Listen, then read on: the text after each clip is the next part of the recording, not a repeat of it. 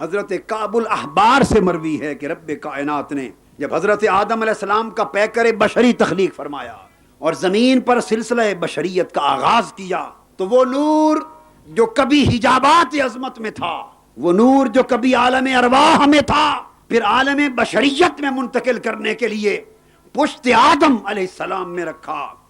جب حضرت آدم علیہ السلام کی پشت میں نور مصطفیٰ آیا تو وہ آپ کی پیشانی سے چمکا کرتا تھا، پھر آپ کی نسل میں منتقل کیا۔ جب حضرت حوا رضی اللہ تعالیٰ عنہ کے بطن مبارک میں وہ نور منتقل ہوا تو پھر حضرت شیس علیہ السلام پیدا ہوئے، وہ نور حضرت شیس علیہ السلام میں منتقل ہوا۔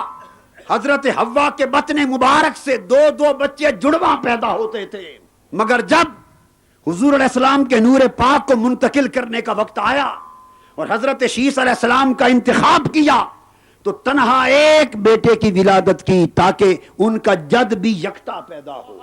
اس وقت جڑواں نہیں پیدا ہوئے۔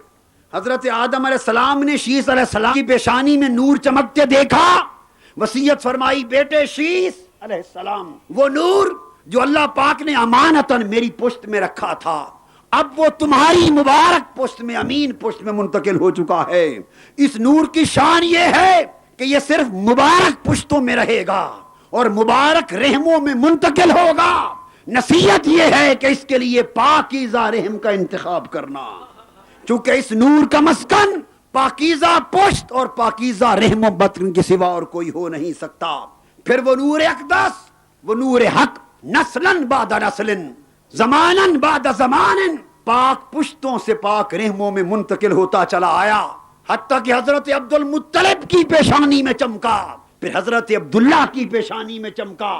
جب ان کی پیشانی میں چمکتا تھا تو وہ دیدور خواتین جنہوں نے صحائف انبیاء میں، تورات میں، انجیل میں، پرانی کتابوں میں اس نور کے چمکنے کی نشانیاں پڑھ رکھی تھیں، وہ حضرت عبداللہ کی پیشانی میں چمکتے ہوئے نور کو دیکھ کر آپ سے نکاح کی خواہش کرتی۔ پرانی کتابوں کی بہت بڑی ایک عالمہ نے، زاہدہ عابدہ نے، جس کا نام بھی فاطمہ بتایا جاتا ہے، حضرت عبداللہ کو دیکھا، وہ حضرت عبد المطلب کے ساتھ جا رہے تھے، پیشانی میں نور مصطفیٰ چمکتا دیکھا۔ وہ کتابوں میں علامتیں پڑھ چکی تھی، حضرت موسیٰ علیہ السلام نے بتا دیا تھا، ایک ستارے کی نشاندہی کر دی تھی کہ جب وہ ستارہ اس مقام پر آئے گا اس نور کے ظاہر ہونے کا وقت آ جائے گا۔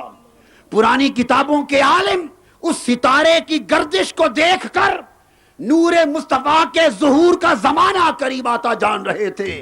جب پیشانی میں نور دیکھا اس خاتون نے عرض کیا میں آپ سے شادی کرنا چاہتی ہوں۔ حضرت عبداللہ نے فرمایا اچھا میں واپس آ لوں مشورہ کر کے۔ اس دوران خوش نصیب حضرت آمنہ کا جن کا انتخاب ہو چکا تھا، ان کی شادی ہو گئی۔ نور مصطفیٰ بطن حضرت آمنہ میں منتقل ہو گیا۔ کچھ عرصے کے بعد پلٹ کر حضرت عبداللہ آئے اور پوچھا اگر آپ نکاح کرنا چاہیں تو میں نے اجازت لے لی ہے۔ اس خاتون نے ایک نگاہ بھر کے دیکھا، فرمایا عبداللہ اب مجھے نکاح کی خواہش نہیں رہی۔ پوچھا پہلے تو مجھے بلا کر نکاح کی درخواست کرتی تھی۔ اس نے کہا عبداللہ چاہت آپ کی نہ تھی، اس نور مصطفیٰ کی تھی، وہ خوش نصیب آمنہ لے گئی ہے۔